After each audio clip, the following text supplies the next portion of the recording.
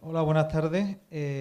Yo primero, en primer lugar, os voy a pedir disculpas por si estoy un poquillo torpe a la hora de expresarme. Yo es que normalmente soy así, pero además acabo de salir de una gripe y estoy un poquillo más tonto de lo normal, ¿no? Pero bueno, esperemos que la cosa salga más o menos bien. Y aquí tengo un discursito que me he preparado, pero no os asustéis, no lo voy a leer tal cual. Lo tengo un poco como chuleta para no quedarme en blanco, pero vamos, me interesa huir bastante de la solemnidad habitual de, en fin, de un entorno así académico como este. Lo primero porque es que yo no soy nada solemne ni soy nada académico, tampoco creo que Miguel lo sea, y luego porque, bueno, a fin de cuentas estamos presentando aquí a un dibujante que hoy día, que nos hemos vuelto todos muy finos, le llamaríamos dibujante alternativo, dibujante independiente, pero en otros tiempos se le llamaba dibujante underground, y eso era pues algo que estaba muy mal visto, ¿no? La verdad, yo mismo he cargado con esa cruz durante muchos años, ¿no? Y la única solemnidad que me voy a permitir es decir que para mí es un honor presentarlo. Es un honor que la universidad haya contado conmigo para presentarlo, porque es uno de los dibujantes de humor que más ha dado que hablar estos últimos años, y yo creo que con razón, en España por lo menos. Y porque además es un autor al que admiro desde que por primera vez vi su trabajo, ¿no? Yo voy a intentar hacerlo lo mejor posible. Ya se sabe que los dibujantes nos expresamos mejor con el lápiz, con el pincel o con la tableta gráfica, bueno, según lo moderno que sea cada uno, que con la palabra. No es el caso de Miguel, que escribe, por lo menos escribe bastante bien. Ahora vamos a comprobar si además sabe hablar, esperemos que sí. Y bueno, Miguel Brieva es, yo creo que casi un artista del Renacimiento, porque hace muchas cosas. A mí me da envidia ver la cantidad de cosas que es capaz de hacer. Es dibujante de historietas, es humorista gráfico, ilustrador, que son tres cosas que puede parecer que es lo mismo, pero no es exactamente lo mismo. Él escribe, hay algunos de sus libros, como la Enciclopedia Universal Clismón, que la podéis comprar aquí en el puestecito esto que hay aquí, donde hay muchos textos suyos, ¿eh? Y bueno, también esta noche vamos a comprobar que es músico, ¿eh? Y vamos a comprobarlo porque después hay un concierto con el grupo Las Buenas Noches donde él toca la guitarra. Y bueno, a mí lo que me interesa sobre todo es su faceta de dibujante de historieta, de humorista gráfico, no dibujante de historietas de humor. El humorista gráfico es algo más que un tipo que hace dibujos graciosos, ¿no? El humorista gráfico, sobre todo el humorista de prensa, es alguien que hace lo mismo que un columnista de opinión. Da su opinión, transmite ideas, transmite pensamiento, pero a través de dos armas muy potentes como son el humor y la imagen. Yo como también soy dibujante de prensa, tengo una norma que lo utilizamos muchos dibujantes de prensa, desde ser en la viñeta de prensa lo más escueto posible, ¿no? O sea, meter la menor cantidad de texto posible, pensando que el lector que lee el periódico, cuando se detiene a mirar el dibujo, quiere detenerse muy poco tiempo, casi solo un golpe de vista, ¿eh? Y en ese golpe de vista, pues hay que transmitirle una idea de una forma muy inmediata, muy rápida, ¿eh? Yo, si fuese por mí, si fuese capaz de hacer esa hazaña, siempre haría humor sin palabras, que es el más directo que hay, ¿no? Miguel Brieva hace absolutamente todo lo contrario, ¿eh? Por eso digo que las normas yo creo que están para saltarse. Él hace justamente todo lo contrario. Sus viñetas son muy densas, ¿eh? Son viñetas que además necesitan cierto espacio y cierta cantidad de tiempo para leerlas y para asimilarlas. Pero funcionan y funcionan muy bien. Eso, yo creo que eso es uno de los motivos por los que yo creo que su trabajo supone un punto y aparte en el humor gráfico español. Por un lado, conecta con una tradición tan española como es la del esperpento, pero él aporta un lenguaje propio, su lenguaje que es el de su universo personal y supongo que también un poco el del siglo XXI, ¿no? Por lo demás, él, los temas que toca, o por lo menos la manera de tratarlos, no son los habituales en los chistes de prensa, ¿no? Él nunca le he visto una caricatura de políticos, ¿eh? Yo creo que él prefiere caricaturizar a la sociedad entera y además lo hace de una manera muy, muy acertada, ¿no? La primera vez que tuve noticias de su trabajo fue con esta publicación, Dinero, que según la fecha que he visto por aquí en un ticket que hay aquí es del año 2001, o sea que hace ya 10 años, yo pensaba que hacía menos. Esto lo encontré casualmente en una librería gaditana y la verdad es que es el tipo de cosa que, bueno, que a mí me llama la atención y normalmente aún sin saber de dónde viene la compro, ¿no? Se llama Dinero, ¿eh? El aspecto, el look es un poco de revista de negocios y luego pone revista poética, de poética financiera e intercambio espiritual. Evidentemente, viendo algo así, pues prometía ser interesante. Detrás, luego, por cierto, he dicho una cosa que no es cierta. He dicho que fue la primera vez que tuve noticias de él, pero la verdad es que no tuve noticias de él porque este TVO creo que no aparece firmado por ningún lado, ¿no? Yo no sabía quién lo había hecho. La única autoría que aparece es en la contraportada, el logotipo de la editorial Crismón, y luego, bueno, acompañado del logotipo de la Asociación Española del Rifle y del Ministerio de Propaganda. Esto, la verdad, prometía ser algo bastante interesante y la verdad es que lo fue, ¿no? A mí me fascinó desde el primer momento, ¿eh? Me encantó por el descaro, por su humor descarado, sin ningún tipo de tapujos. Un humor muy ácido y a veces muy bestia, pero sin caer nunca en lo facilón, en lo excesivamente vulgar, ¿no? O la macarra, ¿no? Era un humor inteligente y en el que encontré además conexiones con mi propia manera de entender el humor y referencias a algunos de mis autores favoritos, concretamente a dos autores que son El Roto y Robert Crumb. Normalmente cuando se habla de Miguel Brieva casi todo el mundo cita a estos dos autores. Yo pensaba que, bueno, soy poco original, pero bueno, él me ha confirmado que efectivamente son dos de sus principales maestros.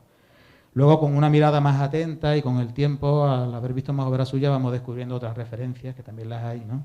Otros modelos para su trabajo, ¿no?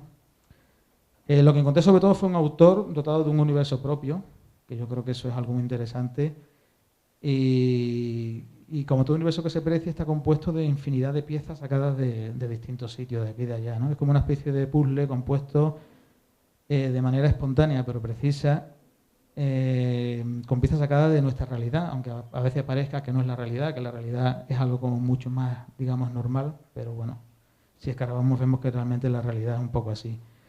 Y de todo aquello que para bien o para mal ha formado parte, pues, de nuestra educación sentimental, la televisión, la publicidad sobre todo, la religión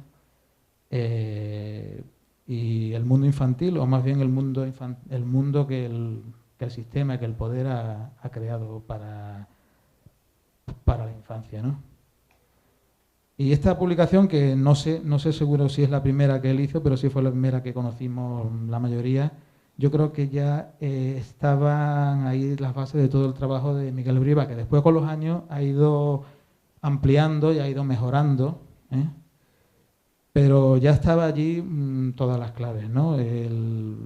Esas composiciones abigarradas, con una estética como de un futurismo retro, digamos, o sea, el futuro tal como lo imaginaban nuestros padres, o tal como lo imaginábamos nosotros de pequeños, bueno, por las películas, por lo que veíamos en televisión o en los tebeos, ¿no? Que adoptaba la forma muchas veces de anuncios apócrifos, ¿eh?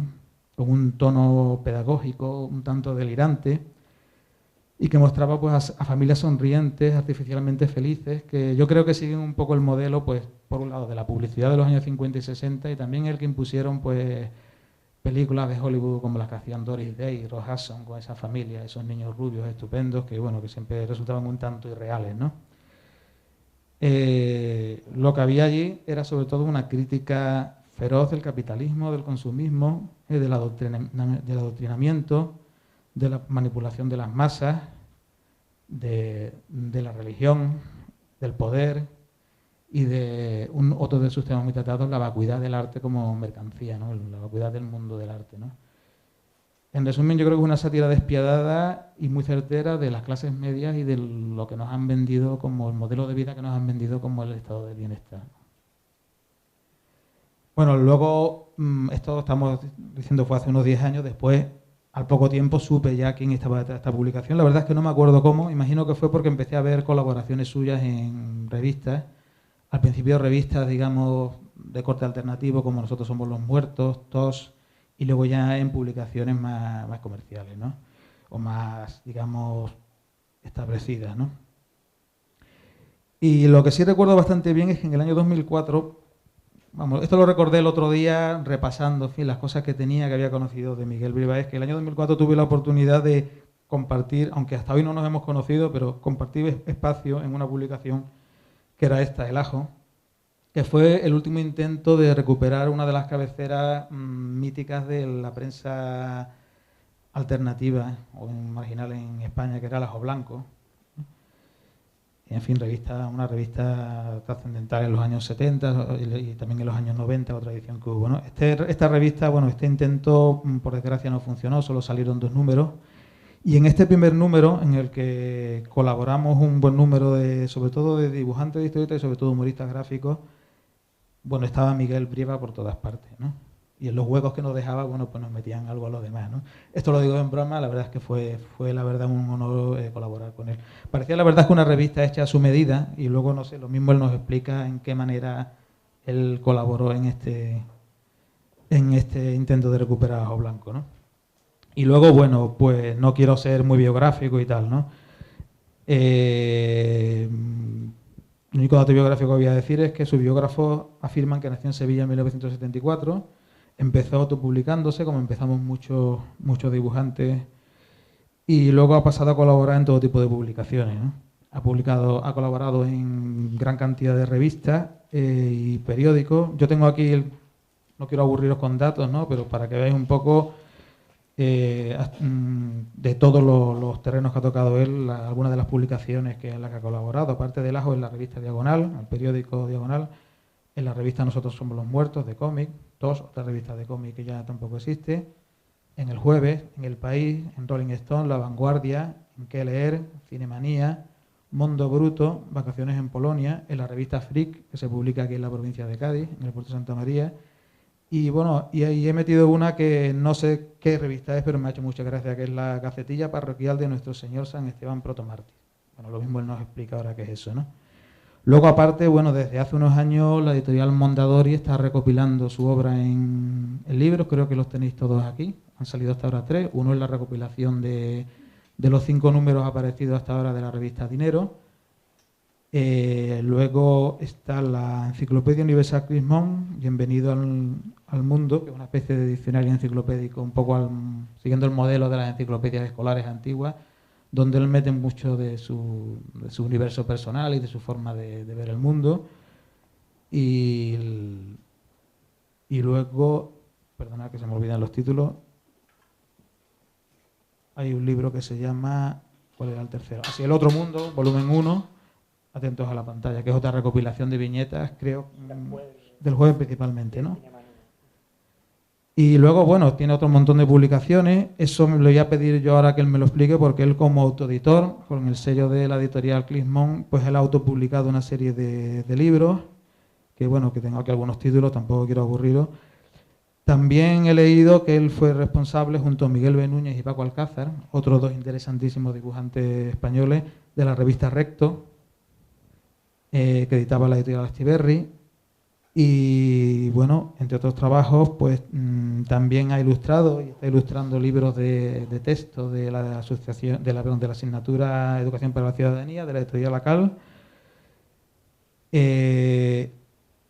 Lo último que ha publicado, según creo, es Al Final, que es un cuento infantil, que es un tema sobre el que quiero preguntarle, porque bueno, después de tocar el tema del mundo infantil en muchos de sus chistes y tal, parece que directamente ahora se enfrenta él a esto.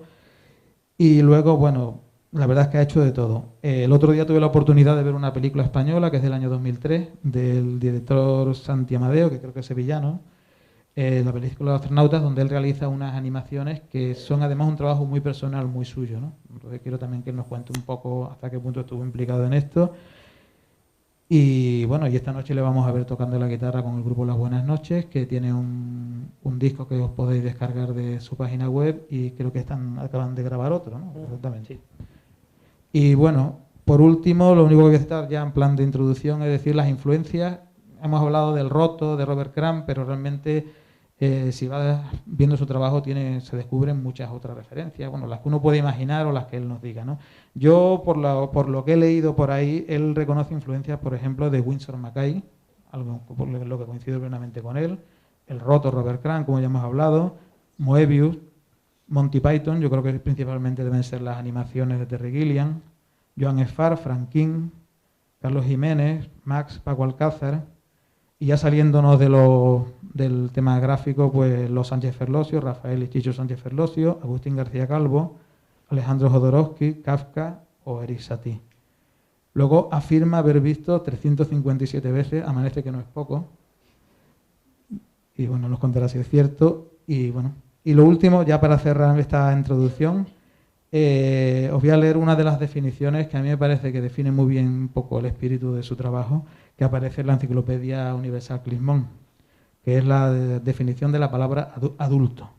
Él lo define como residuo que queda tras el desvanecimiento de un niño.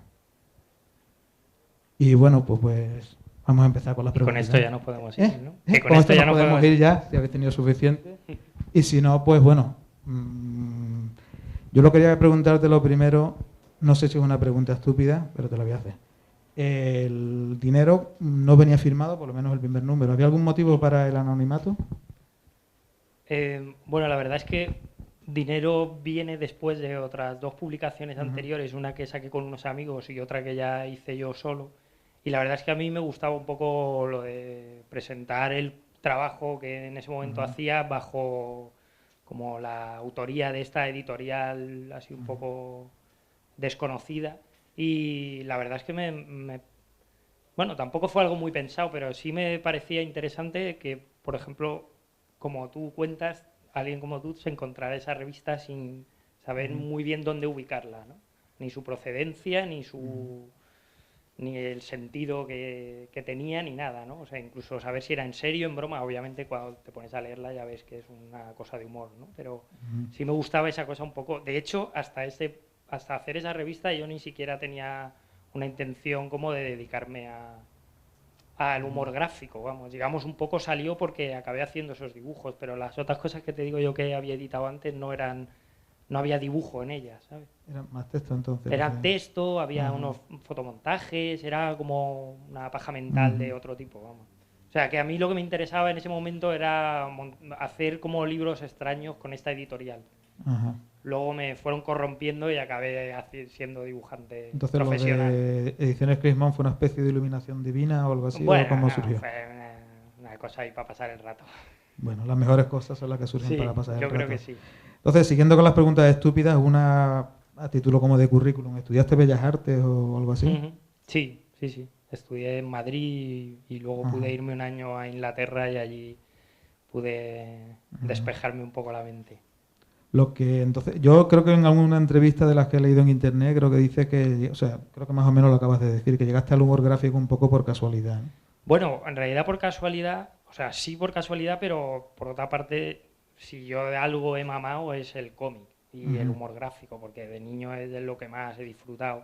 Lo que pasa es que luego al meterte en Bellas Artes, y me imagino que le puede haber pasado a mucha gente que estudie Bellas Artes, que al final como que la propia carrera, la dinámica, el arte con mayúsculas y tal, te va como desviando hacia otros objetivos un poco más extraños que yo tampoco nunca acabé de comprender. Entonces, luego cuando ya salí de la carrera y como no me gusta mucho el olor del aguarrás y el óleo y todo eso, y hay que tener un espacio para pintar y todo era muy engorroso, entonces yo volvía a la tinta y el papel y no sé, y al final acabó saliendo solo, ¿no? Los Mortadelo y Filemón ahí que tenía en la cabeza. De aquella manera, ¿no? Luego, en varios sitios he leído que sacaste la revista Recto junto a Paco Alcácer y Miguel B. Núñez, pero ahí sí que tengo una duda porque yo tengo el primer número que lo publicó Undercomic no sé, hace ya unos años, y era un proyecto de Paco Alcázar y de Miguel B. Núñez. En realidad era su proyecto porque en aquel tiempo ellos también tenían un grupo juntos musical, eran ahí como estaban todo el día juntos y a mí me gustó mucho el trabajo que hacían ellos. Y entonces coincidí con Paco en Barcelona y rápidamente nos enamoramos ahí el uno del otro y entonces empezamos a pensar en colaboraciones, porque realmente yo creo que sí que tenemos un poco el tono un poco del cómic underground americano, un poco a la española, pues los tres coincidíamos un poco en ese género, ¿no? Y sí, y al final yo me acabé sumando a un par de números que hicimos. Eso es lo que sacó Astiberri, porque el primero lo sacó Undercomic y después... Antes me comentabas, Astiberri también a nosotros creo que no los han vendido aún los 1000 ejemplares que han hecho y nunca nos volvieron a llamar ni nada más. Suele pasar, por desgracia. Sí. Entonces, bueno, no sé qué pensás tú de esto que he dicho yo antes sobre el humor gráfico, sobre la inmediatez, ¿no? Sobre lo que realmente se supone que funciona en un periódico, el chiste con pocas palabras o con... Hombre, ahí con me has ninguna, pillado porque justo tú lo has dicho, para mí es un reto enorme, o sea, yo enseguida se me va la lengua y me pongo ahí a escribir como un poseso Y, o sea, que yo no sería la persona adecuada para hablar en esos términos, ¿no? O sea, ahí pues el Roto sí que logra esa precisión ahí quirúrgica, ¿no? Con una frase apenas ya define todo un problema, ¿no? A mí eso me parece súper difícil, ¿no? Eso es Sí, como un pero aforismo.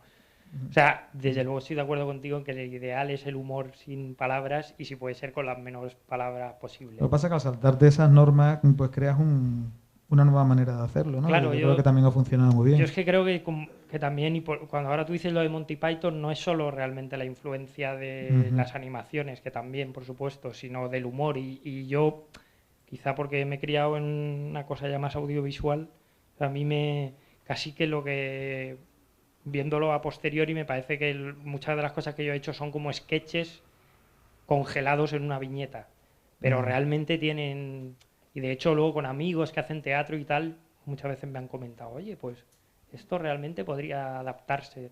O sea, quizá es la necesidad de decir más cosas o de decir cosas que necesitan más tiempo para expresarse y es verdad que a lo mejor fluirían guay pues en un sketch de un Ujú. programa televisivo, pero como eso es una utopía, pues hay Bueno, una que cosa hacer... que me gusta de tu trabajo es que no parece haber ningún tipo de encasillamiento, ¿no?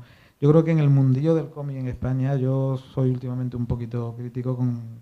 Creo que la gente tiene un poco de los esquemas mentales un poquillo cuadriculados, ¿no? Sobre lo que es exactamente un cómic, lo que es humor gráfico, lo que es ilustración. Yo es que Yo esas creo que a ti me da la cosas... impresión que eso te importa un pito y creo que es lo mejor, Yo creo que que es lo lo hagas mejor de tú. haber hecho Bellas Artes, o sea, quitando esto de que luego te meten Mm, muchos pájaros en la cabeza y muchos de ellos muy tontos, pero sí que ves las cosas como totalmente mm, desprejuiciado, ¿no? Ahora mismo hay dos dibujantes en Barcelona que a mí me gustan mucho, Miguel Noguera y Jonathan Millán, y los dos vienen también de Bellas Artes y están haciendo un género entre el humor, el arte conceptual, mm, el cómic, o sea, los sueños, o sea, una cosa que a mí me parece mm. muy potente. Entonces, yo creo que es que los géneros están ahí hasta que uno los quiera seguir, vamos.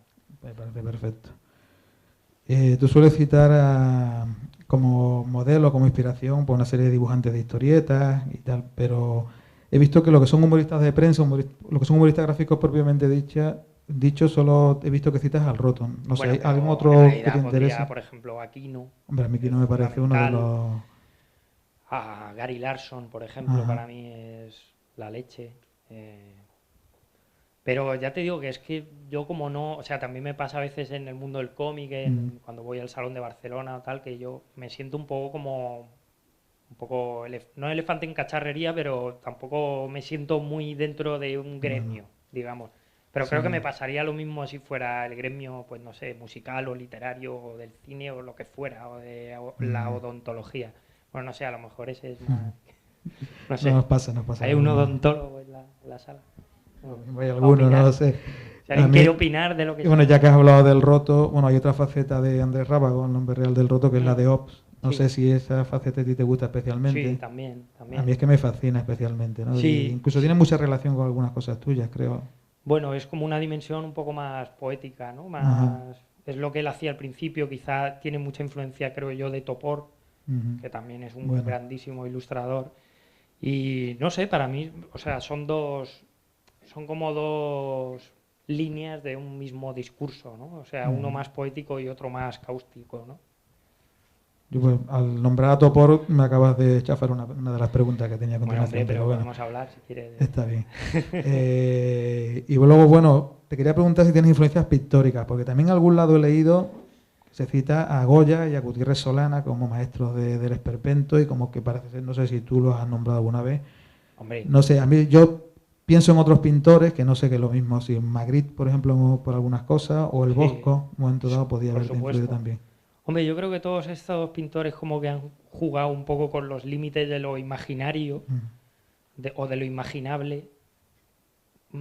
Para mí son muy sugerentes. O sea, por ejemplo, Escher, ujú, que es un dibujante tan inclasificable y sin embargo probablemente sea de los, no sé, de los artistas más influyentes a nivel gráfico y más reconocidos en la sombra un poco, ¿no? Porque ujú. sin embargo él tampoco está expuesto en los grandes museos, ¿no? No, No es un Rozco, pero sin embargo a mí me gusta infinitamente más que Rozco, ¿no? Me ujú, parece, a mí, yo quizá en la pintura yo sí que tengo una predilección por los pintores como eso, que un poco expanden lo imaginable, todo digamos, el desarrollo, por ejemplo, de la pintura abstracta, el arte conceptual y tal, quizá estoy ya un poco vacunado después de haber pasado por la facultad, ¿no? He tenido una sobredosis, creo ya. Uh-huh. Bueno, pues, y también te iba a preguntar por algunos ilustradores. Bueno, concretamente se me ocurrieron dos nombres, que uno era Roland Topor, que es que algunos dibujos tuyos me han recordado a muchos de los dibujillos de Topor. Bueno, ya quisiera yo. Y luego hay un ilustrador que, bueno, que yo te voy a preguntar por él y si no lo conoces te lo recomiendo, que se llama Chaun Tan, sí. El autor de Migrante. Sí, es un gran dibujante. Ajá. Es un dibujante como de, no sé si es de Singapur, australiano, pero... Es australiano de origen chino. Algo así. Y él, además, concretamente esta obra, Migrante, en realidad toca un tema social también, como haces tú, pero con una enclave fantástica, pero no deja de ser un tema social, que es el de la inmigración. Claro, para mí eso es un... Ese es un gran, o sea, eso es un súper reto, ¿no? O sea, ser capaz de tocar un tema, pero con esa profundidad, pues, lírica, ¿no? Y evocadora, y con un dibujo tan preciso, o sea, como que transmitiendo muchas cosas, pero por otros caminos que no son el del, pues no sé, el panfletario, que a veces es, digamos, muy fácil caer en esos registros, ¿no? No tiene ahí... Sí, sobre todo porque hay veces que uno quiere decir las cosas muy claras porque es como que tienes que decirlo y es entre un desahogo y un grito ahí y a veces pues te sale el tiro por la culata y sale una porquería, ¿no? Y por ejemplo este es un ejemplo de un libro que va por otra dirección y sin embargo yo creo que también llega mucho, ¿no? De hecho, vamos, yo creo que es un libro que está funcionando muy bien porque él luego lo que hace más es una edición lleva. Él es dibujante infantil, ¿no? Sobre todo, digamos, ese parece como su libro más serio. Él es pintor también, si miras en internet tiene también pintura y eso. Y realmente, vamos, yo te he nombrado toda esta gente porque creo que en tu obra, además de además acá, ahora, esto lo había redactado antes de tener oportunidad de ojear el libro al final, el libro infantil que has hecho y me lo confirma, ¿no? Que en tu obra, aparte de la dimensión de contenido social, es muy importante una clara vertiente surrealista o al menos onírica, ¿no? De hecho, he visto que citas entre tu influencia a Winsor McCay. Claro. Que yo creo que no debo andar muy descaminado, ¿no? Sí, no. Vamos, de hecho, Winsor McCay yo lo he descubierto recientemente porque realmente siempre ha sido un tipo que ha gozado de muchísimo prestigio en el mundo del cómic, pero no había manera de conseguir un libro suyo. Entonces para mí era como algo mítico, una figura así como del pasado, del que yo alguna vez había visto alguna página y tal, ¿no? Ahora ya se han editado porque el mundo del cómic se está un poco como regenerando, ¿no? Resituando y entonces se están volviendo y la verdad es que para mí es como el primer gran maestro, genio del género, ¿no? No solo del cómic, sino de la animación, porque fue uno de los grandes pioneros de la animación y sería como también el precursor casi de los efectos especiales, solo que en página, pero por su manera de dibujar, por su precisión, por su visión del espacio, por su color. Bueno, o sea que a mí también hay una parte de lo visual que me parece como en sí mismo, aunque yo lo uso muchas veces con un objetivo de otro tipo, pero lo puramente visual también me parece fascinante, ¿no? O sea, como todos estos dibujantes que estamos hablando ahora, ¿no? Que no son tampoco políticos ni nada de eso. Entonces, bueno, yo ya te quería preguntar otra cosa, ya no sé si ahí me voy a andar un poco por la rama, pero bueno, voy a preguntar sobre si hay alguna conexión también con los tebeos clásicos españoles. Una cosa que iba a decir antes, cuando dije que eras un artista de Renacimiento, iba a decir en broma que también eres inventor. Porque bueno, en algunas de las publicaciones, en esta por lo menos, aparecen una serie de inventos delirantes como, bueno, la tostadora Volcán, la silla interactiva de solo 2 patas, el latillo para ricos o el tenedor cuchara de un solo uso. Estos inventos tan extraños y bastante de utilidad bastante dudosa me recuerdan un poco a los clásicos inventos del tebeo del profesor Franz de Copenhague, que la verdad es que aunque estaban dentro de lo posible, porque tengo entendido que había un ingeniero detrás, durante una época, La verdad es que eran bastante descabellados y desde luego bastante inútiles, sobre todo, ¿no? Mm. Pero además había también alguna intencionalidad social detrás, ¿no? Entonces no sé, quería saber si el TVO Hombre, clásico también español... justamente la revista TVO, la que Sí. da nombre al cómic en España, es yo creo que de las más interesantes. Ujú. Yo de entre los primeros TVOs que leía, me los proporcionaba mi abuela, ella siempre tenía, aparte de muchos Mortadelo y Filemón, Pulgarcito, Zipizape, etcétera, tenía siempre algunos ejemplares antiguos del Ujú. TVO y yo con esos era como, vamos, era un mundo aparte, ¿no? Unos dibujantes, porque luego es verdad que el mundo del cómic en España, como todo por otra parte, con el franquismo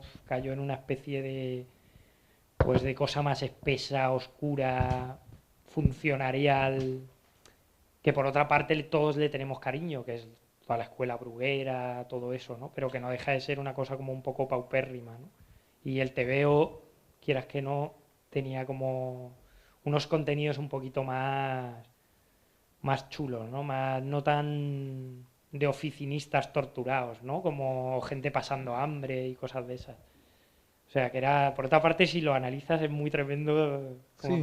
toda la escuela esta, digamos, que hemos mamado y que hemos aprendido también a querer, pero que si la comparas, por ejemplo, con la escuela belga o la escuela francesa, es realmente algo muy distinto, ¿no? Mientras Tintín estaba viviendo grandes aventuras, Asterix estaba no sé qué, Lucky Luke, o sea, aquí estábamos con Anacleto, que su problema era que le... Imagino que también nuestra realidad era más cutre, ¿no? Era Claro, como más claro. gris, entonces yo No, creo no, que se y reflejaba de aquella Anacleto manera, ¿no? es genial, ¿no? Pero quiero decir que es que realmente había ahí una brecha, ¿no? Muy importante, ¿no? Pero bueno, dentro de eso yo me considero como, creo que todos, no hace Mm. falta ser dibujante para estar influenciado por Hombre, todo no, esto. evidentemente Lo hemos mamado, ¿no? yo creo que sí, hombre. Por lo menos la gente de mi generación, que yo soy unos años mayor, unos cuantos años mayor que tú, pues la hemos mamado mucho. Quería No, saber si no, y yo también a también, la yo tuya también. Yo también he le había leído llegado, el ¿no? Jabato y todo, Luego veo que todo. utiliza una estética retro, como hemos dicho, ¿no? Sacada directamente pues, de las cartillas escolares franquistas, de la publicidad de Mm, los años 50 y 60. Y esa estética tiene algo que a la vez repele y a la vez fascina un poco. Yo creo que mm. tú juegas premeditadamente con Sí, esa yo creo que contradicción, ¿no? realmente es una estética ahí como muy fascinante y de hecho Mm, ahora mismo ya se ha retomado desde la publicidad, mm, desde muchos ámbitos, ¿no? Yo en realidad empecé a usarla junto con mi amigo Richie porque los dos vivíamos en el Rastro y cuando se acaba el Rastro en Madrid, cuando se termina hacia las 2:30 por ahí, los puestos así más desastrosos, lo que no han vendido lo dejan todo tirado por ahí por el suelo. Entonces él y yo nos dedicamos a ir hurgando ahí por entre las basurillas y sacábamos mogollón de libros antiguos, de revistas, tal, que a su vez nos subíamos a casa, que era una especie de estercolero gigante, y entonces nos poníamos ahí a dibujar durante horas utilizando estos materiales como referente. Muchas veces simplemente porque nos fascinaban esas fotos, esas imágenes, esas visiones, como has dicho tú, mm. como de un futuro que en realidad nunca No, ha porque llegado ni es llegará, un ¿no? futuro pasado de moda, El digamos ya, ¿no? futuro sí, que era en su momento, ¿no? El futuro de ellos. Pero bueno, sí, sí. En realidad, lo que pasa es que luego, claro, también tiene otro, digamos, otro doble interés es el haber usado ese material y es que no deja de ser como el germen de la sociedad de consumo, ¿no? Y son las primeras publicidades, mucho más ingenuas, mucho más... Hay publicidades, fíjate, de los 50 que yo ahora estoy utilizando tal cual y ya en sí mismo sirven para usarlas como crítica.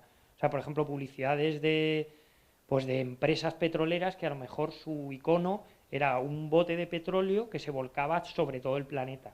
¿Sabes? O sea, esa imagen en los 50 era como, qué guay, el Era lo más maná que guay llueve del del mundo y cielo. Ahora ahora... mismo en realidad es una imagen muy apocalíptica. O sea, y eso todo el rato. Estoy encontrando con imágenes de ese tipo, ¿no? Y luego por otra parte, imágenes muy bien hechas. O sea, había un nivel de ilustración, o sea, porque había mucho de foto, pero también la cantidad de Exactamente. ilustradores que han quedado por el camino, ¿no? Porque ya se ha impuesto totalmente la fotografía, ¿no? La ilustración ahora es como un adorno en las revistas, pero en aquella época la ilustración era el grueso de la Sí, era publicidad, ¿no? fundamental, exactamente. Había miles de grandes ilustradores, ¿no? Anónimos, la mayoría.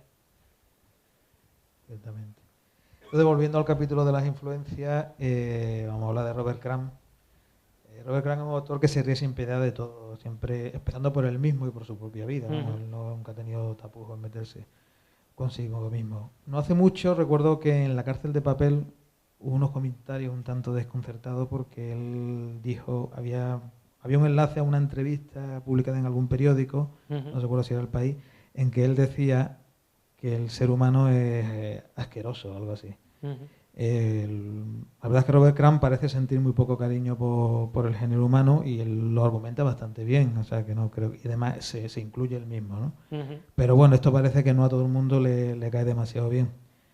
Yo creo que tu humor, por un lado, está muy influido por él, pero aunque a veces también es bastante despiadado, suele ofrecer un poquito más de esperanza, ¿no? Parece que tú conservas un poquillo más de fe en la humanidad, ¿no? Bueno, es lo que hay, ¿no? Es que si no, apaga y vámonos. No. Claro, muchas veces hay gente que las cosas que yo he hecho les veía como una postura cínica o algo así, ¿no? Y eso para nada, o sea, es todo lo contrario, ¿no? Es más casi una manera un poco de autodefensa que hago yo, como o de tratar de apresar la realidad que es en sí lo que es delirante, pero desde luego siempre con el objetivo, con esa idea, aunque sea vaga, de que las cosas tienen que ser de otra manera, ¿no? O sea que yo creo que de la cabeza te hace ser pesimista, pero un poco el corazón tiene que infundirte optimismo, porque si no es una mierda. Todo. Claro que sí. Luego en tu último libro, Al final, es un cuento infantil con texto de Silvia Nanclares, que creo que es colaboradora como tú del periódico Diagonal, ¿no? Sí. No sé, parece que es un proceso natural que después de haber utilizado como uno de los grandes temas la infancia, especialmente el tema de la educación manipuladora y todo esto, que tú mismo, bueno, te enfrentes al tema del libro infantil, ¿no? Sí. Por otra parte, yo no sé, quizás si viviéramos en un mundo un poco más cabal, yo preferiría hacer cuentos de niños todo el rato. Me resulta mucho más gratificante, la verdad, menos repetitivo. O sea, eso, el mundo de la imaginación en bruto, ¿no? O sea, cualquier camino es posible, ¿no? Realmente, como dibujante, enfrentarte a eso es mucho más agradable que estar R que R con el capitalismo y todo esto, pero bueno, yo qué sé, son las cosas, ¿no? Pero bueno, desde luego me gustaría volver a probar a hacer cosas en esa línea, vamos. En realidad yo hablo de la infancia porque justamente pienso como que es ese territorio en el que las personas no están formadas y todo es posible, ¿no? Y lo malo va llegando con el contacto con los adultos, ¿no? O con la conversión de uno en adulto, ¿no? Que es como la definición esta que has leído antes, ¿no? Todo lo que... Vamos, yo creo que a los niños no les hacen falta palmas para bailar, vamos, o sea que su imaginación ya es desbocada, pero bueno, todo lo que sea recrearse en cosas que pudieran un propio niño imaginarse y tú mismo, pues es realmente muy gratificante, ¿no? No creo que los dibujantes tengamos el papel de ser educadores ni nada, pero bueno, ¿tú crees que la literatura infantil puede ser una manera de contribuir por lo menos a formar a gente libre pensadora, ¿eh? Sí, podría ser, hombre, yo tampoco te creas que cuando al pensar un cuento concretamente, yo no sé si los objetivos pedagógicos deben estar muy presentes, no sé, porque o también habría que ver qué objetivos pedagógicos, ¿no? Porque ahora con esto de políticamente correcto como que quieren transformar hasta los cuentos de toda la vida, ¿no? Hasta que Caperucita, que no maten al lobo, que no se coma la abuela, que no... O sea, al final, ¿de qué Ya estamos están hablando? O bastante sea, adulterados de por sí, a través de Walt Disney y todo esto, ¿no? sí. Luego, por otra El parte, tema, pones el telediario, estás comiendo, estás viendo gente muerta, cachos de personas, no sé qué, eso da igual, ¿no? O sea, que es un poco la esquizofrenia nuestra de cada día, ¿no? Yo no sé, para mí casi la literatura infantil sería un poco como la música, o sea, sería un campo que, no sé, que casi que las menos cortapisas mejor. O sea, un poco dejar que fluya y a ver qué sale, ¿no? no, yo estaba, perdona, Sí, no, no. es que yo estaba dejando un libro ahora, ya digo que no te había tenido ocasión de verlo todavía, y es un libro que, bueno, que después de verlo me lo pienso comprar, o sea que aunque está dirigido teóricamente a un público infantil, El de al final. si al final no sé de qué trata, no sé qué historia cuenta ni nada, pero son unas imágenes que a mí como adulto, un tío ya con bastantes canas y eso, sin embargo me resulta muy, muy atractivo, ¿no? O sea que... Sí, yo creo que los niños, o sea, eso de introducirlos en un mundo de fantasía, donde van pasando etapas, donde se encuentran con personajes, algunos dan miedo, otros son cómplices de ellos, otros les ayuda. No sé, yo creo que los niños lo flipan, vamos, lo agradecen, ese tipo. O sea que luego hay otro tipo de cuentos que tratan eso, como de dar consignas, enseñanzas y muchas veces no les divierten nada. Que al Claro, fin y claro. al cabo, con un niño de 4 de 6 años, de 8 yo qué sé, tampoco, yo creo que hay que hacer que disfruten, ¿no? Yo creo que es lo básico, no deja que la imaginación vuele sin ningún tipo Sí, de sí, sí. cortapisas. Y luego, bueno, otra de, como ya hemos comentado antes, en el año 2003 hiciste una serie de animaciones para la película Astronauta de Santi Amadeo, Ujú. que fue uno de los directores implicados, me dijiste, en el proyecto Pilgrim, ¿no? Sí, bueno, lo dirigieron él y Mm. Alberto Rodríguez. Entonces este proyecto, lo que veo, vamos, ya digo, la película la vi antes de ayer, la Ujú. encontré aquí en la biblioteca pública y no sabía que existía. Y vi que las animaciones, concretamente a la que aparece, cuando aparecen los títulos de crédito de la película, pues algo como muy tuyo, parece como una... Da la impresión de que la hayas concebido tú libremente sin ningún tipo de... Entonces me gustaría preguntarte hasta qué punto estuviste implicado en el proyecto, si te dijeron lo que querían hacer o tú hiciste lo que te... Bueno, digamos que con Santi hay bastante buena onda. Ajá. Él estaba buscando, porque el personaje de la película es un yonki que se está Ujú. tratando de desenganchar, supuestamente es un poeta, es un dibujante también.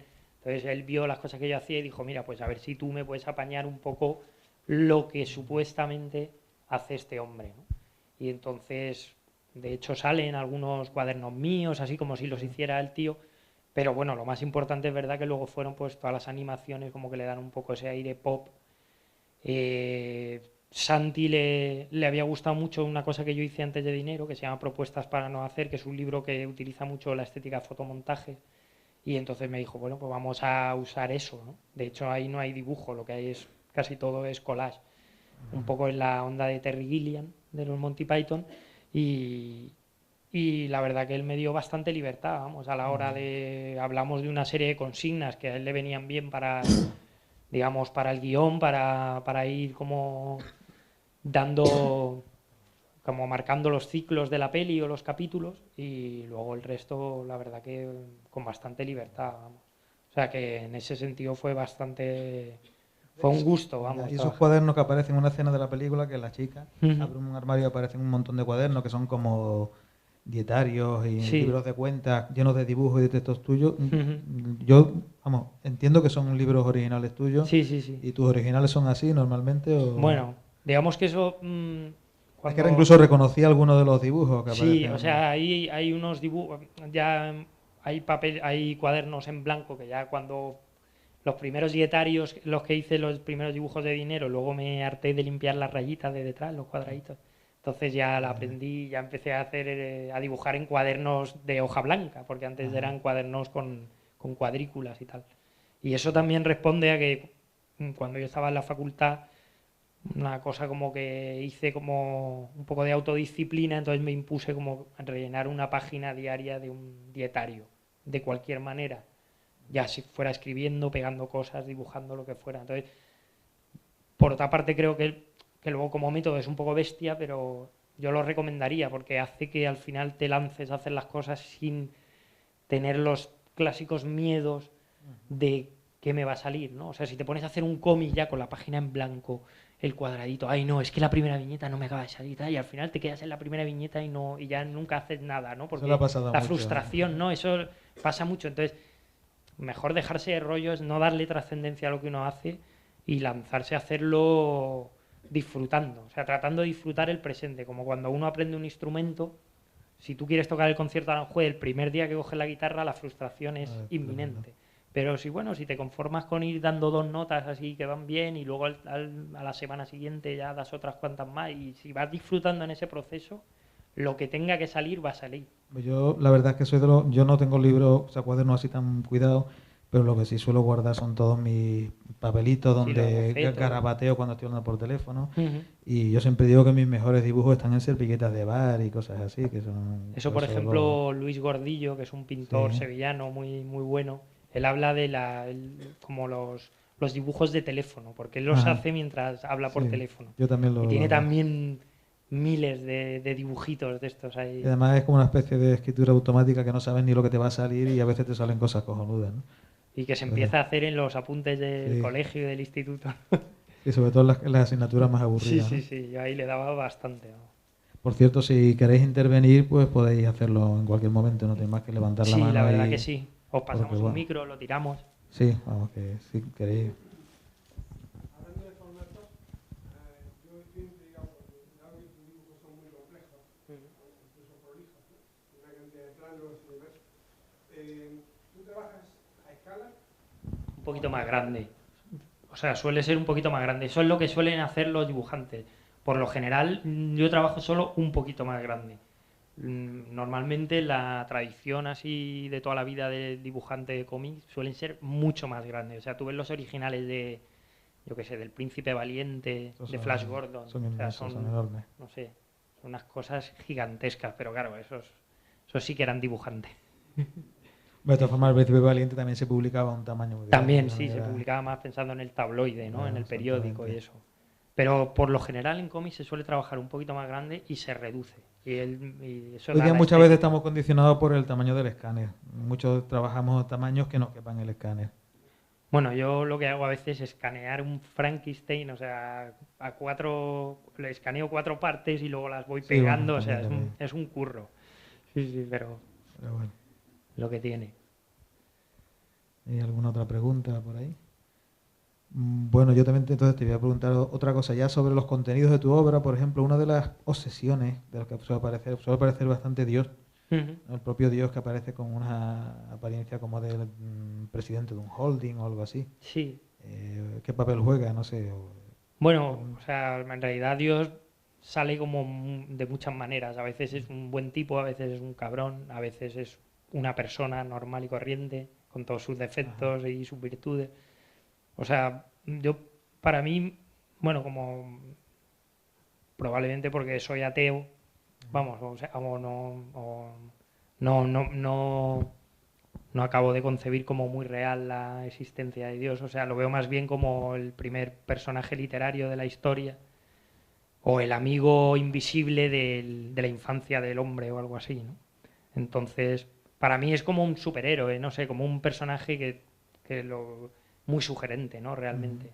Ahora mismo, hace poco, acaba de salir una novela sobre Dios, una novela gráfica muy Sí, curiosa, Dios en también, persona, ¿cómo se llama? que es como luego está La Tournée de Dios, de Jardiel Poncela. O sea, a mí también esos libros siempre me han resultado muy interesantes, porque realmente si hay algún gran superhéroe, algún personaje muy potente para trabajar con él, para inventar, es Dios, ¿no?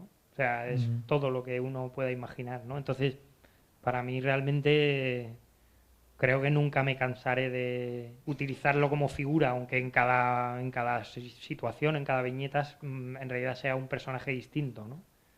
Pero tiene una potencia, claro, obviamente desmarcándola de todo su sacralización esta delirante de las religiones y todo esto, ¿no? O sea, digamos que hablando de Dios como en un sentido más abstracto, ¿no? O literario, ¿no? Desde empezaba, no sé, en cierta identificación un poco con el dinero, Bueno, también, porque claro. un poco la religión de esta época realmente sin duda es el dinero, ¿no? Sí, o sea, de hecho hay uno que dice, bueno, pues voy a tener que cerrar el planeta, ¿no? Porque no es rentable, ¿no? Pues es un poco como...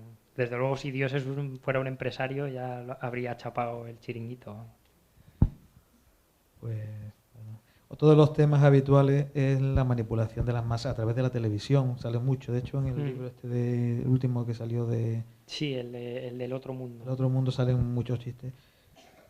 Lo que no sé, quizás no he leído suficiente, pero lo que no he encontrado es demasiadas referencias o denuncias de esa misma manipulación a través de otros medios más contemporáneos, como los móviles, internet, que son medios cojonudos para muchas cosas, muy útiles, pero que realmente también se está creando una manipulación muy parecida a través Hombre, de yo los ellos, ¿no? móviles tampoco lo veo...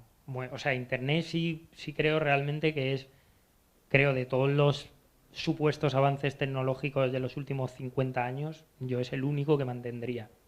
Todos los demás creo que deberíamos de acabar con ellos y quedarnos con el teléfono fijo y con el tren. Y ya está. Y Internet. Y todas las demás son como sucedáneos chungos creados por la sociedad de consumo para producir. Pero Internet también puede ser una herramienta de control y de Bueno, manipulación Internet también. es todo. Internet Ya. lo que sí tiene es que es un canal libre hasta el momento y en el cual se concentra, digamos, todo el conocimiento y la cultura humana, ¿no? Aparte de luego que puedes comprarte un billete para irte a no sé dónde, ¿no? Y que, por supuesto, hay la misma morralla, la publicidad, los mismos medios manipulando. Pero bueno, en Internet, la tele, solo el que tiene 200.000 millones tiene un canal de televisión, ¿no? Pero el país está... tú entras ahí dándole un botón igual que entras a un blog de un tipo que está en su casa, ¿no? O sea, en ese sentido es más democrático, ¿no? Y luego aparte es que ese privilegio de comunicarte con todo el mundo, de poder compartir todo en tiempo real, o sea, eso es el gran paso de la cultura después de la imprenta, ¿no? O sea, eso hay que defenderlo como sea, ¿no? Sí. Hablando de Internet, los dibujantes y usted concretamente se sienten amenazados como el resto de los autores de otras disciplinas, se sienten amenazados por Internet, por la piratería, por la reproducción. Yo no. Y vinculado con esto, quería saber si el negocio entre comillas, del cómic, del dibujo en general, está estudiando algún tipo está pensando Sí, de estrategia para protegerse. para renacer, utilizando los nuevos medios de difusión. La verdad es que no lo desconozco, vamos, no sé, a mí es un tema que no me preocupa, me parece tan positivo la posibilidad de compartirlo todo y realmente si estamos hablando de cultura y de bien común, creo que, no sé, ese es el camino, ¿no? O sea, que estoy de acuerdo que los autores deben de poder vivir de su trabajo, pero pues como vive eso, como vive un zapatero o un profesor de instituto, no hay por qué ser millonario por hacer una canción muy bonita o por escribir un libro o hacer un cómic, ¿no? O sea, tampoco creo que nadie debería de ganar mucho dinero ni teniendo un banco, ni una empresa, ni hablando por la tele, ¿sabes? O sea, quizá es que está todo un poco desquiciado. Entonces el problema, yo no creo que sea un problema de la cultura, es un problema de las industrias y de las inercias que se llevan, digamos, gestionando desde hace mucho tiempo, ¿no? Desde los comienzos de la industria cultural, ¿no? Porque antes todas estas cosas, por ejemplo, antes cuando no se grababa, los músicos vivían de tocar donde les pagaran y lo que les pagaran, ¿no? Eso de que de repente tú tocas en un sitio, lo grabas, lo vendes, lo difunde en una peña que tiene todos los medios y de repente ganas millones, o sea, es vendiendo los discos a un sobreprecio brutal. O sea, todo eso tiene que cambiar. O sea, el problema no es Internet, el problema es una cosa que está muy caduca, ¿no? O sea, creo que, pero vamos, que estoy de acuerdo con la gente del mundo de la cultura que ellos dicen, vale, vamos a compartir, pero ¿por qué solo nosotros?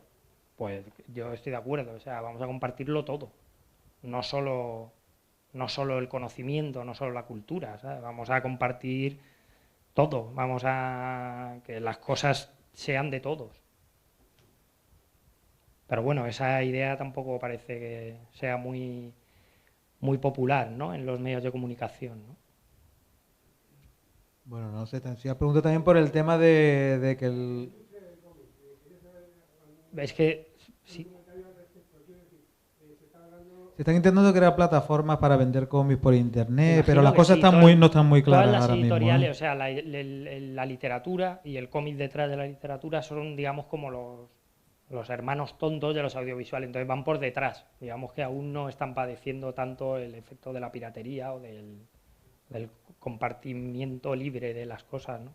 Entonces yo no sé que hay cosas que están, las editoriales ya cuando te hacen un contrato ya blindan los derechos para el libro digital y todo eso, pero yo de momento no es un tema que me preocupa y luego creo que hay una cuestión que parece muy surrealista, pero que nadie está teniendo en cuenta, que es que de aquí a una o 2 décadas vamos a enfrentarnos a un grave problema energético. Entonces, todos los sistemas que dependan de la energía, de la electricidad, veremos a ver hasta dónde son sostenibles. Porque ahora mismo, o sea, estamos en el pico del petróleo, prácticamente todos los recursos energéticos están al límite ya o rozando sus picos y sin embargo la demanda es creciente, o sea, eso quiere decir que va a haber un catacrack enorme porque es insostenible. Entonces, quién sabe si a lo mejor los libros electrónicos dentro de 20 años es que son inviables, sencillamente. Y toda esta polémica desaparece porque es que no existen. Porque no se pueden enchufar. Lo que pasa es que, claro, este es un tema que, claro, la gente que es, pues los ecólogos, la gente que está más vinculada científicamente al tema de la energía te lo dice, pero claro, los medios de comunicación no quieren hablar de esto porque realmente es que va a suponer una transformación de nuestro modelo de vida, ¿no? O sea que hace poco estábamos hablando de esto con algunos dibujantes y yo saqué esta cuestión y todos se quedaron como, pues mira, no lo había pensado en mi vida, ¿sabes? No sé, a lo mejor son cosas que, o sea, que yo por eso tampoco, como no me preocupa tampoco ni siquiera el tema de las descargas, pues... Sí, yo creo que sí. También es un declive, digamos, del sistema financiero que es totalmente demencial, unido a un incremento de la demanda de materias primas que cada vez hay menos, o sea, que van en declive, o sea, en fin, esto es como un culo de, ¿cómo se dice? Cul de saco, no sé qué, o callejón sin salida, o no sé. No veo cómo se puede seguir viviendo como vivimos siendo ¿no? Con las limitaciones planetarias, ¿no? O sea que sí, yo en realidad la crisis actual es un poco el comienzo de eso lo dice alguna gente. Leyendo su diccionario me levanta mucha curiosidad el inicio. ¿Cómo comienza usted la historia? ¿Qué peso tiene lo literario? ¿Qué peso tiene lo gráfico a la hora de comenzar? Pues yo tampoco te digo que sea algo muy pensado, o sea, yo creo que es como la confluencia de todo. Yo creo que todos, un poco la gente así, pues no sé, de nuestra generación hemos leído, pero hemos visto mucho la tele, hemos leído mucho cómic, todo eso se confunde ahí en una amalgama, no sé, a mí lo que me gustaba era escribir, reírme de cosas, explicarme, contarme historias y no sé, un poco, yo es que mi experiencia personal es que los procesos creativos se dan solos y hay que simplemente dejar que pasen, ¿no? O sea, que no puedes premeditarlos, o sea, tienen que salir, entonces lo que tú tienes es simplemente ponerte ahí en el sitio y tratar de disfrutar y como exprimirte como si fueras un limón, ¿sabes? Pero a ver lo que sale, ¿sabes? No, mejor no pensar mucho en objetivos, ¿sabes? Sino dejar que fluya, entonces cada persona según su, no sé, su bagaje, pues le acabará saliendo una cosa por un lado o por otro. A veces te puede salir una cosa por donde menos te la esperas, ¿sabes? Eso también es chulo, ¿no? O sea, que ya te digo, que un poco a la buena de Dios.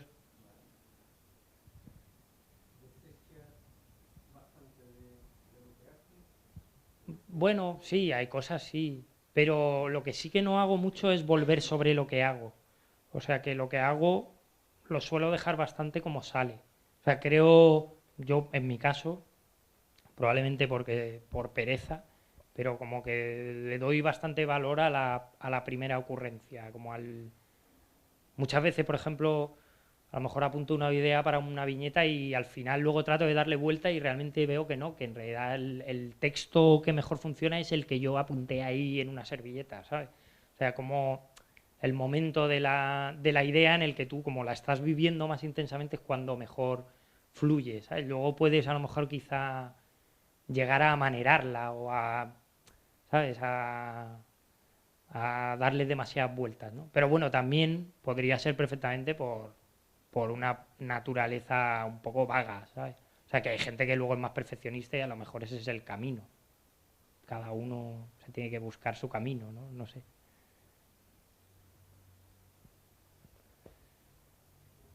Creo que en general has trabajado más con formatos cortos o autoconclusivos, siempre son como viñetas, y creo que apenas has desarrollado como historias más largas. Quizá tiene relación con esto que estabas hablando ahora, de conservar la espontaneidad de la idea, la frescura. Más bien con lo de la vagancia. Bueno, también. Entonces, bueno, la pregunta era esa, el motivo, si tienes intención alguna vez en Hombre, meterte con alguna historia sí, más a mí es larga. que, vamos, para mí eso me supone un reto. O sea, yo funciono mucho más con pequeñas ideas. O sea, tener una gran idea o una idea que se desarrolle largamente me parece un reto, me parece muy difícil. Aparte que luego también, por ejemplo, el cuento este que comentábamos, o sea, me he podido tirar cerca de un año, no todo el rato, pero sí en empujones de muchos días y realmente es un currazo. O sea, yo a los dibujantes de cómics los pongo en un pedestal porque es increíble el trabajo. Hay algunas vamos. páginas que he estado viendo que son puro TV, vamos, que son Sí. secuencias de viñetas. Sí, Un poco- hay algo yo creo de que eso. además hoy día en el libro ilustrado Mm. le ha pasado, por ejemplo, a Shaun Tan, el ilustrador este que hablábamos Exacto. antes, que él empezó haciendo libros ilustrados, a veces con texto suyo, cada vez había más ilustración y menos texto, y bueno, terminó haciendo lo que hoy día se llama una novela gráfica, que es Inmigrantes, ¿no? Y en este libro en concreto veo que hay páginas enteras que son viñetas. Sí, él secuencias de utiliza viñetas, mucho la ¿no? secuencia, pero Sí. luego también de repente una imagen entera que es una gran ilustración. O sea, esa combinación, nosotros también hemos jugado un poquito con eso. Es que ver me el parece cuento. especialmente interesante, ¿no? De decir, bueno, esto es un cómic, un libro ilustrado, que bueno, la verdad es que da Yo igual. es que es creo que interesante todo, sea- si lo puedes leer y lo Ah. disfrutas, que todo Ah. vale. O sea, que también el cómic ha estado muy ceñido a unos parámetros porque durante mucho tiempo ha sido una industria. Ha sido lo que hoy es el cine o los videojuegos, muy mediatizado por el mercado. Ahora mismo, justo que se va liberando, digamos, de ese lastre a costa de ser más minoritario, es cuando están surgiendo como propuestas un poco más rupturistas, ¿no? Pero no por ello, no de vanguardia, no que sean un coñazo, sino cosas que realmente renuevan un poco el género, ¿no? O sea, que eso yo creo que hay que mirar ahí con ojos abiertos, vamos, con espíritu abierto a todo lo que se te pueda ocurrir, ¿no?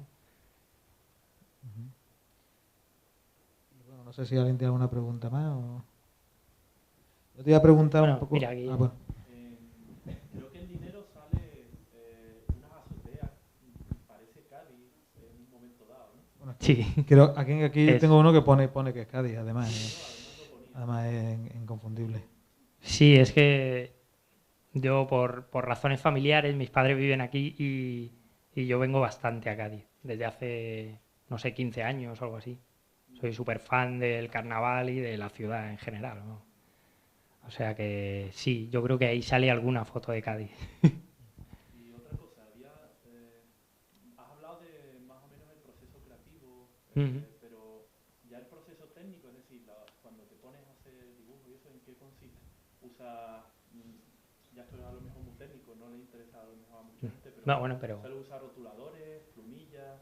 pues yo suelo dibujar con pincel, unos pinceles que hay ahora de la marca Pentel que son recargables, que prácticamente utilizamos todos los dibujantes del mundo ahora mismo, y luego escaneo y coloreo en el Photoshop por una cuestión de, no sé, me imagino de velocidad, de poder corregir, de, no sé, a mí ya lo de la acuarela y todo eso me resulta demasiado duro, vamos.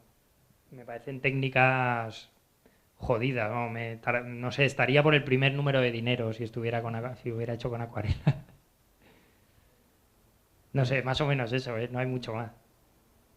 Te iba a preguntar por tu faceta musical, que me gustaría que, bueno, que no la hemos tocado, ¿no? Ujú. Esta noche vamos a poder comprobarlo en el concierto de las Buenas Noches. Entonces, bueno, en este caso yo sé que es un proyecto en el que tú estás implicado, Ujú. pero no sé si hay alguna relación pues con tu universo particular, el que... Bueno, en realidad muy poco. O sea, para mí eso, la música es como no sé, de las artes es como la más inmediata, ¿no? La más física, la más de goce instantáneo.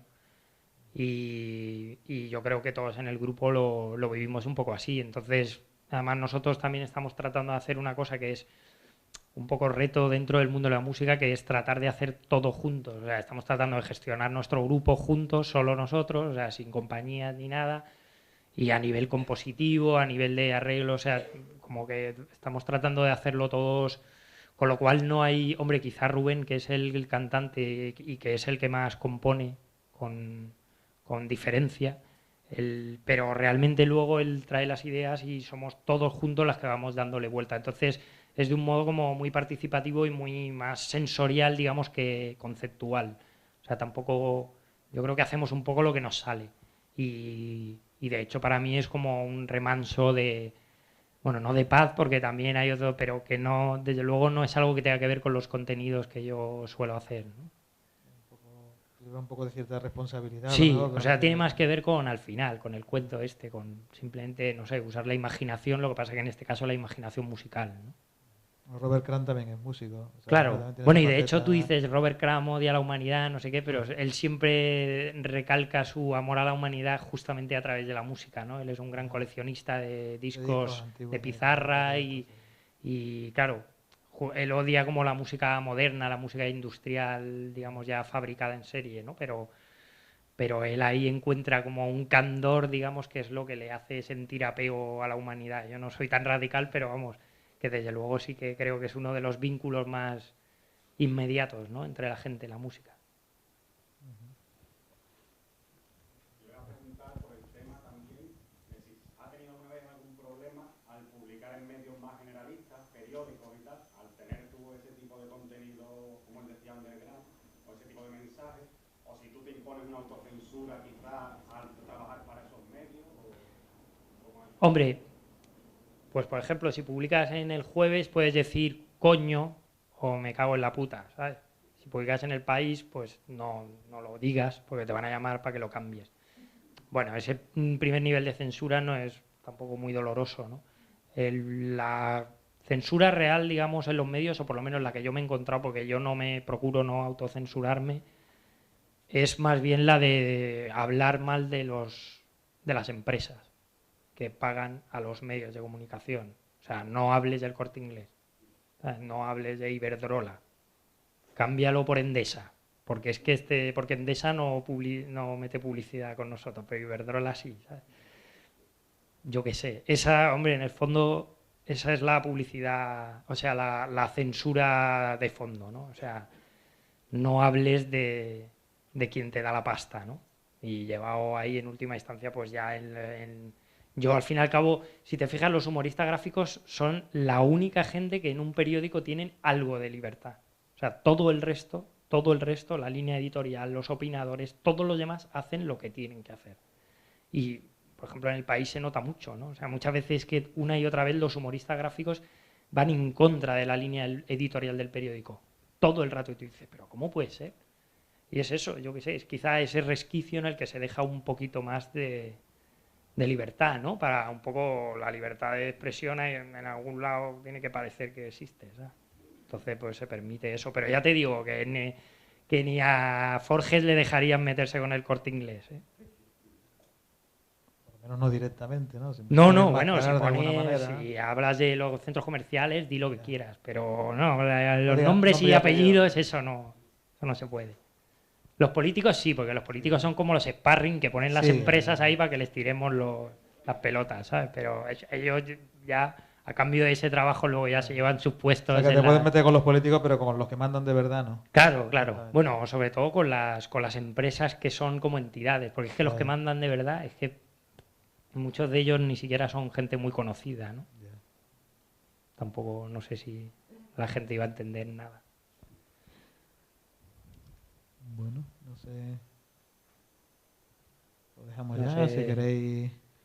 No sé si alguien tendrá algún libro para que lo firme o algo así. Bueno, si alguien quiere. Bueno, y yo nada, aprovecho para dar las gracias a Ricardo. Bueno, se ha hecho lo que se ha podido. Y a la universidad y a Salvador por habernos traído y bueno, y no sé, y si os quedáis al concierto, pues a ver si os gusta. Esperemos que sí. Gracias a todos por haber venido. Venga, muchas gracias.